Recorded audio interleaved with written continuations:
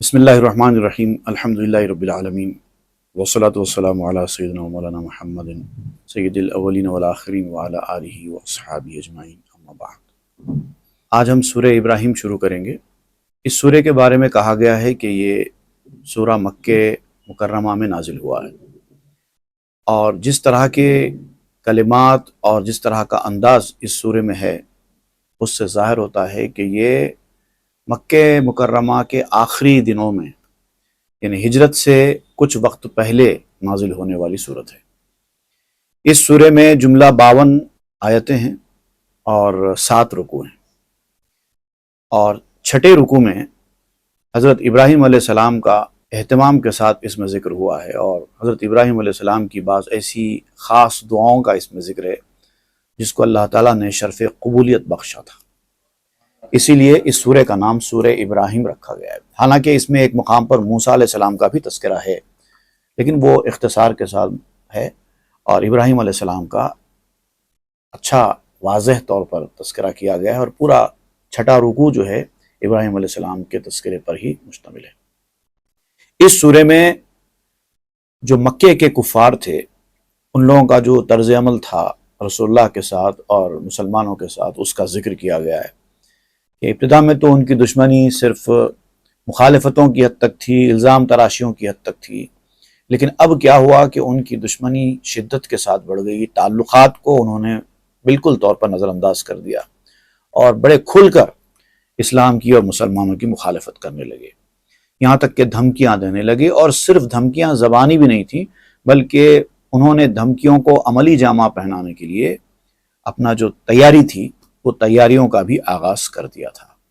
اور مسلمانوں کو اب پتہ چلنے لگ گیا تھا کہ اب یہ کفار مسلمانوں کو بھی یہاں پر جینے نہیں دیں گے، اور ان کا بھی ارادہ تھا کہ تمہاری یہ تبلیغ، تمہارا یہ دین کا جو پرچار ہے وہ کسی اور مقام پہ جا کر لو، ہمارے شہر میں ہم ایسا کرنے کی اجازت نہیں دیں گے۔ سورہ کا آغاز ہو رہا ہے، اللہ تعالیٰ نے حضور صلی اللہ علیہ وسلم کو دل جمعی کے ساتھ اپنا کام کرنے کی ہدایت دی، اور فرمایا کہ پہلے کے انبیاء کرام کو بھی ہم نے اسی کام کے لیے بھیجا تھا، آپ کو بھی اسی کام کے لیے بھیجا ہے، آپ لوگوں کی دھمکیوں سے پریشان مت ہوئیے، اپنا کام کرتے رہیے، ہدایت دیتے رہیے، اور لوگوں کو روشنی کی طرف، ہدایت کی روشنی کی طرف لاتے رہیے۔ اصل ان لوگوں کا معاملہ یہ ہے کہ یہ روحانی طور پر بیماریوں کا شکار ہیں، ان کے دل تنگ ہو چکے ہیں، آخرت کی زندگی کو چھوڑ کر انہوں نے دنیا کی زندگی کو اختیار کرنے کا طریقہ اختیار کر رکھا ہے، اور پورا دل ان کا اسی دنیا کی طرف ہے، دنیاوی زندگی حاصل کرنے کی طرف ہے، اور وہ لوگ دنیا میں جو فائدہ ان کو ملنا ہے اسی کی طرف جائیں گے۔ اب آپ کی باتوں سے ان کا دنیاوی فائدہ تو ہونے والا ہے نہیں، تو ایسے وقت پہ وہ آپ کی بات کیوں مانیں گے، خاص طور سے اس وقت جب کہ آپ نے ان سے یہ کہا ہے کہ تمہارے باپ دادا جو دین پر چلتے رہے وہ غلط ہے، یہ صحیح ہے۔ تو اتنا آسانی سے آدمی اپنے باپ دادا کے راستے کو چھوڑ کر آنے کو تیار نہیں ہوتا، یہ انسانی کمزوری ہے۔ آج بھی آپ دیکھیں گے بہت سارے لوگ ایسے ہیں جو گمراہی کے راستے پر ہیں، باپ دادا پردادا ان کے ایسے گمراہی کے راستے پر چلتے رہے تھے، اب ان کے سامنے ہدایت پیش بھی کی جاتی ہے تو اتنی آسانی سے ماننے تیار نہیں ہوتے، وہ کہتے ہیں کہ ہم تو اپنے باپ دادا کے راستے پر ہی چلیں گے، بھلے ہی وہ غلط راستے پہ کیوں۔ یہ انسانی ایک کمزوری ہے، اس کمزوری کا شکار تھے یہ کفار مکہ بھی۔ دوسری طرف شیطان بھی ہوتا ہے جو مختلف قسم کے لالچ دے کر انسان کو ہدایت کے راستے پر جانے سے روکتا رہتا ہے، لالچ دیتا ہے اور دھمکاتا بھی ہے، تم اگر میری بات نہیں سنیں گے تو تم کو نقصان ہوگا، تمہاری بربادی ہو جائے گی، یہ بات مت سنو، کوئی نبی نہیں ہے، نبی ہوتا تو ایسا تمہاری طرح ہماری طرح تھوڑی ہوتا، ایک انسان، معمولی انسان دکھائی دینے والا کوئی آدمی نبی کیسے ہو سکتا ہے؟ دراصل وہ چاہتا ہے کہ تمہارا سردار بن جائے، تم پر حکمرانی کرے، اور تم بڑے سردار ہو، بڑے لوگ ہو، تم کیسا کسی معمولی انسان کی بات کو مان کر اس کو اپنا سردار بنا لیں گے؟ اس کے برخلاف اس راستے پر آؤ، ہمارے راستے پر آؤ، دنیا تو ملے گی ہی ملے گی، آخرت میں بھی تمہارا ہی بھلا ہوگا۔ اس طرح کی شیطان باتیں کر کے ان کو اس راستے پر جانے سے روکتا ہے۔ اب بعد میں جب آخرت قائم ہوگی، جب ان کا حال خراب ہوگا، اس وقت جب شیطان کے پاس یہ لوگ جائیں گے کہ ہم نے تو تمہاری بات سنی تھی لیکن ہمارا تو حال خراب ہو گیا، تو شیطان کیا جواب دے گا اس وقت ان کو، وہ بھی بڑی دلچسپ بات ہوگی جو اس سورہ میں بیان کی جائے گی۔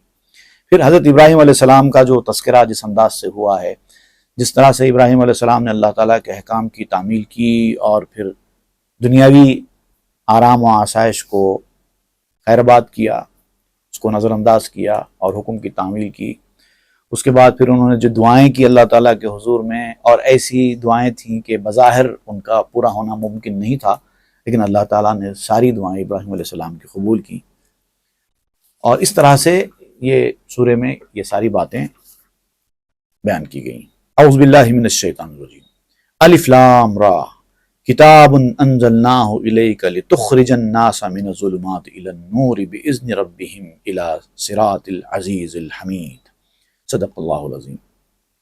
الف لام را، یہ کوڈ ورڈز ہیں جو اللہ تعالیٰ نے بعض سوروں کے ابتدا میں اتارے ہیں. اس کا جو حقیقی مطلب ہے وہ اللہ اور اس کے رسول کے سوا کوئی نہیں جانتا.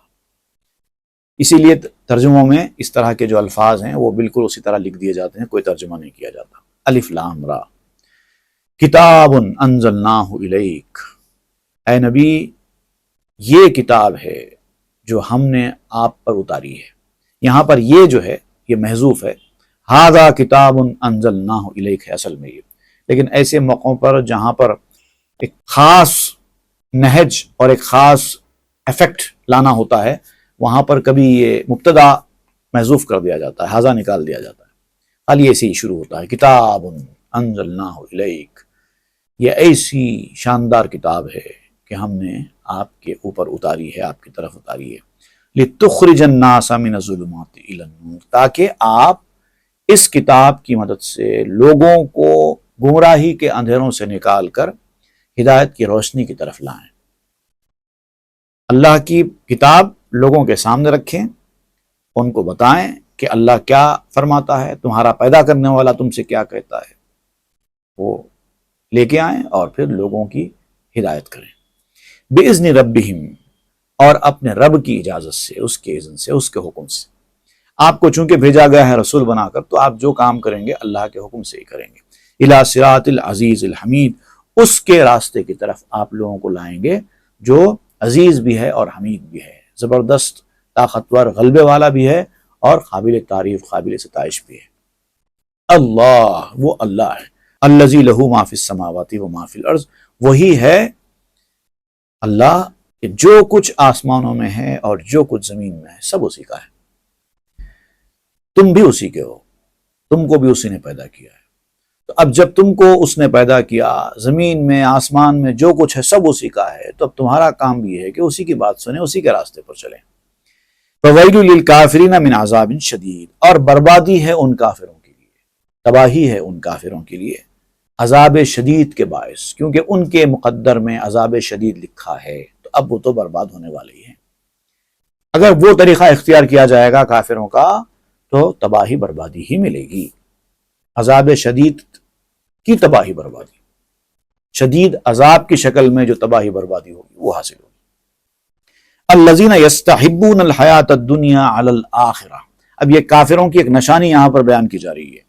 یہ کافر وہ لوگ ہوتے ہیں جو دنیاوی زندگی کو آخرت کی زندگی پر پریفر کرتے ہیں.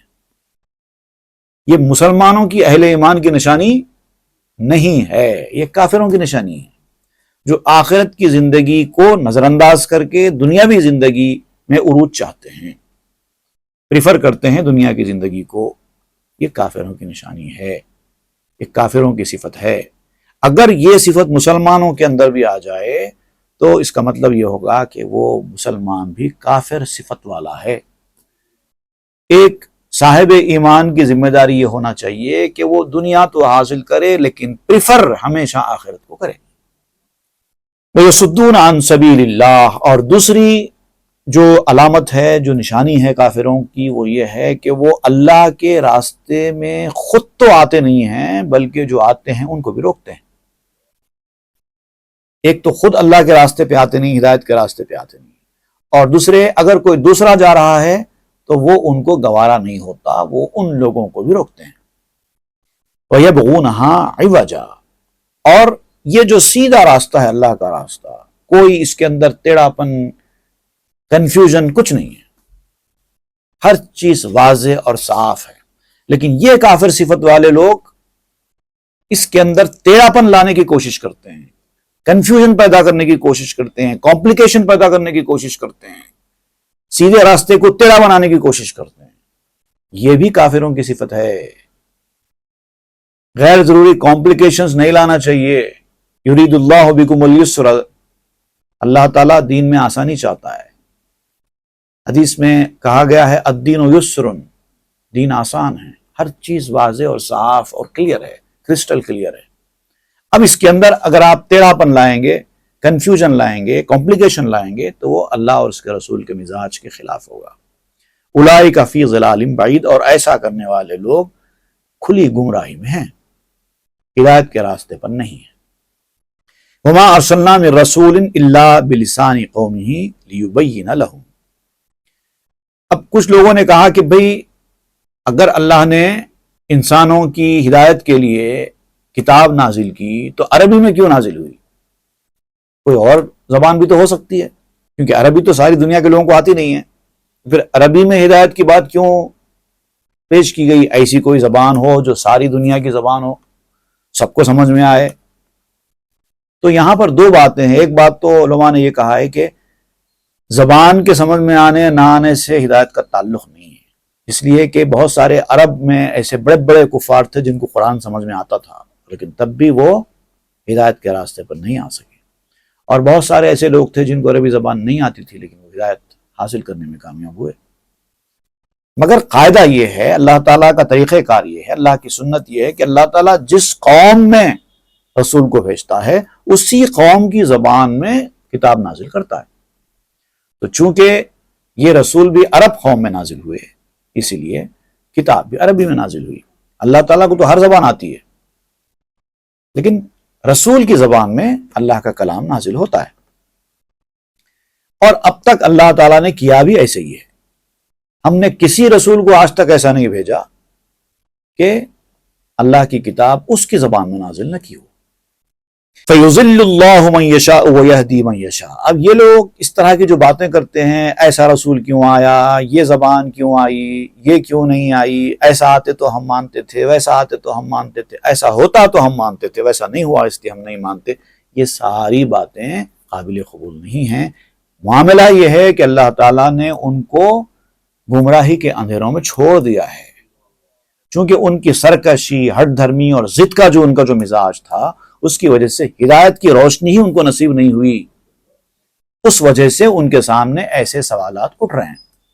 اگر ہدایت کی روشنی ان کو ملی ہوتی تو ایسے سوالات وہ کبھی نہیں کرتے، اور ہدایت کی روشنی انہی کو ملتی ہے جو سنجیدہ دل کے ساتھ اللہ تعالیٰ کی توفیق کا طلبگار ہوتے ہوئے، حق کی تلاش کرتے ہوئے میدان میں آئے تو اللہ تعالیٰ حق کا راستہ برابر دکھا دیتا ہے۔ لیکن انہوں نے کبھی تلاش کی کوشش ہی نہیں کی، اور جب حق ان کے سامنے بھی آیا تو انہوں نے اس کو سنجیدگی کے ساتھ اس کے اوپر غور کرنے کے بجائے الٹا اس کو جھٹلانا شروع کر دیا۔ جب ایسی سرکشی اور ایسی ہٹ درمی اور ایسی ضد پیدا ہو جائے گی تو اللہ تعالیٰ کبھی ہدایت کا راستہ نہیں دکھاتا۔ چونکہ اللہ تعالیٰ نے ان کو ہدایت کا راستہ نہیں دکھایا، اسی لیے وہ گمراہی کے راستے پر گئے اور اس طرح کی باتیں کر رہے ہیں۔ وَهُوَ الْعَزِيزُ الْحَكِيمُ، اور وہ تو سب پر غلبہ رکھنے والا اور بہت حکمت والا ہے، اس کو پتا ہے کب کیا کرنا ہے۔ وَلَقَدْ أَرْسَلْنَا مُوسَىٰ بِآيَاتِنَا أَنْ أَخْرِجْ قَوْمَكَ مِنَ الظُّلُمَاتِ إِلَى النُّورِ۔ ہم نے موسیٰ کو بھی بھیجا تھا اپنی نشانیوں کے ساتھ، بالکل ایسے ہی جیسے آپ کو ہم نے رسول بنا کر بھیجا نشانیوں کے ساتھ، ویسے موسیٰ کو بھی ہم نے نشانیوں کے ساتھ بھیجا تھا، اور ان سے بھی یہی کہا تھا کہ اپنی قوم کو گمراہی کے اندھیروں سے نکال کر ہدایت کی روشنی کی طرف لاؤ۔ وَذَكِّرْهُمْ بِأَيَّامِ اللَّهِ، اور ان سے کہا تھا کہ اللہ کے دنوں کو یاد کرو، تم بھول چکے ہو۔ موسیٰ علیہ السلام سے کہا تھا کہ آپ اپنی قوم کو اللہ کے ان دنوں کی یاد دلاؤ جب اللہ تعالیٰ نے تمہارے ساتھ مہربانیاں کی تھیں، نعمتیں کی تھیں، ہر چیز سے تم کو نوازا تھا، وہ دنوں کی یاد دلاؤ۔ یہ لوگ بھول چکے ہیں، تاکہ ان کو اپنے محسن کے احسانوں کا خیال آئے تو کم از کم ہدایت کا راستہ اختیار کر لیں۔ اِنَّ فِي ذَلِكَ لَآيَاتٍ لِكُلِّ صَبَّارٍ شَكُورٍ۔ اب جو نشانیاں ہیں وہ نشانیاں تو ہیں، لیکن نشانیاں سب کے لیے نہیں، دو چیزیں جب تک انسان کے اندر حاصل نہیں ہوگی اللہ کی نشانیاں نظر نہیں آئیں گی۔ ایک چیز یہ ہے کہ صبر کریں، صبر کا دامن ہاتھ سے جانے نہ دیں، کچھ تکلیفیں ہوتی ہیں ان کو برداشت کریں، آرام و آسائش میں ہی ہمیشہ رہنے کی خواہش کریں گے تو ہدایت کبھی نصیب نہیں ہوگی۔ کبھی کبھی مصیبتوں کے پہاڑ بھی ٹوٹتے ہیں، ان کو بھی برداشت کرنا ہوگا۔ اور شکر کرنا چاہیے، ہر معاملے میں شکر کا راستہ اختیار کرنا چاہیے، تو اللہ کی نعمتیں بڑھتی ہیں، اللہ کی رحمت ہوتی ہے، ہدایت نصیب ہوتی ہے۔ وَإِذْ قَالَ مُوسَىٰ لِقَوْمِهِ اذْكُرُوا نِعْمَةَ اللَّهِ عَلَيْكُمْ إِذْ أَنْجَاكُمْ مِنْ آلِ فِرْعَوْنَ يَسُومُونَكُمْ سُوءَ الْعَذَابِ، اور جب موسیٰ علیہ السلام نے اپنی قوم سے فرمایا کہ اے میری قوم یاد کرو اللہ تعالیٰ کی نعمتوں کو، اب اللہ کا حکم تھا کہ میری نعمتوں کے دنوں کی یاد دلاؤ اپنی قوم کو، تو موسیٰ علیہ السلام نے یاد دلائی، یاد کرو اللہ کے نعمتوں کو، اللہ کے احسانات کو جو اللہ نے تم پر کی تھی۔ اللہ نے تم کو نجات دی تھی فرعونیوں سے، فرعون کے ظلم و ستم تمہارے اوپر تھے، بھول گئے وہ دنوں کو؟ تمہارے آبا و اجداد کا تم خیال تو کرتے ہو نا، کہتے ہو نا ہم اپنے آبا و اجداد کا دین نہیں چھوڑیں گے، تو یاد کرو تمہارے آبا و اجداد کے ساتھ کیسی ظلم و زیادتیاں ہوئی تھیں فرعون کے دور میں، فرعون کے لوگوں نے تم پر کیا ستم کے پہاڑ توڑے تھے، لیکن اللہ تعالیٰ نے کیسے مجھے وہاں پر بھیج کر فرعون کو تباہ و تاراج کیا۔ آج تم فرعون کی ظلم و زیادتیوں سے بچے ہوئے ہو، آرام کی زندگی بسر کر رہے ہو، حالانکہ فرعونی لوگ، فرعون کے سپاہی، فرعون کی قوم تم پر ظلم و ستم کیا کرتے تھے، سخت تکلیف پہنچایا کرتے تھے۔ یہی نہیں بلکہ یذبحون ابناءکم، تمہارے چھوٹے چھوٹے بچوں کو کاٹ دیا کرتے تھے فرعونی سپاہی، کیونکہ فرعون کا حکم تھا جو بچہ پیدا ہو اس کو ذبح کر دیا جائے، قتل کر دیا جائے۔ اس قدر ظلم و زیادتیاں کی تھی فرعون نے تمہارے ساتھ، لیکن اللہ تعالیٰ نے تب بھی تم کو دنیا میں بھیجا۔ آج تم اس حالت پہ ہو کہ غور و فکر کر رہے ہو، سوچ رہے ہو، اپنے آپ کو کچھ سمجھ رہے ہو، اللہ نے تم کو بچایا ہے۔ وَيَسْتَحْيُونَ نِسَاءَكُمْ، تمہاری بیویوں کو چھوڑ دیتے تھے، تمہارے بچوں کو مار دیتے تھے، عورتوں کو چھوڑ دیتے تھے، مردوں کو مار دیتے تھے فرعونی۔ وَفِي ذَلِكُمْ بَلَاءٌ مِّن رَبِّكُمْ عَظِيمٌ، اور اس میں بھی اللہ تعالیٰ کی طرف سے تمہارے لیے بڑی آزمائش تھی، تم نے سمجھا نہیں۔ ابتدا میں اللہ تعالیٰ نے تم کو فرعون کے حوالے کیا، اس کے سپاہیوں کے حکومت کے تحت رکھا، اس کے ظلم و ستم کو تم نے برداشت کیا، بہت سہے، اور اب تم کو فرعونی ظلم و ستم سے بچایا گیا۔ اب تم کو موسیٰ کہتے ہیں کہ ہدایت کے راستے پر آؤ، اب تمہیں کس بات کی جھجک ہے، کس بات کے لیے پیچھے ہٹتے ہو؟ یہ تو اللہ کی ناشکری ہوئی۔ اللہ نے تم کو پیدا کیا، تم کو پالا پوسا، تمہاری حفاظت کی، فرعون کے ظلم و ستم سے نجات دی، اس کے بعد اتنا سب احسان پر احسان کرنے کے بعد اللہ تعالیٰ فرماتا ہے کہ ہدایت کے راستے پر آؤ، اور اب تم کہتے ہو کہ ہم اپنے باپ دادا کا دین نہیں چھوڑیں گے۔ یہ تو سرکشی کی واضح علامت ہے۔ ایسا کریں گے تو اللہ تعالیٰ ہدایت کا راستہ بھی نہیں دکھائے گا، اور اگر تم ہدایت کے راستے پر نہیں آئے تو اس سے اللہ کا نقصان کیا ہے؟ کچھ نہیں، نقصان تو تمہارا ہی ہوگا۔ صدق اللہ العظیم وصدق رسول النبی الامین الکریم ونحن علی ذلک لمن الشاہدین الشاکرین، آمین۔ الحمد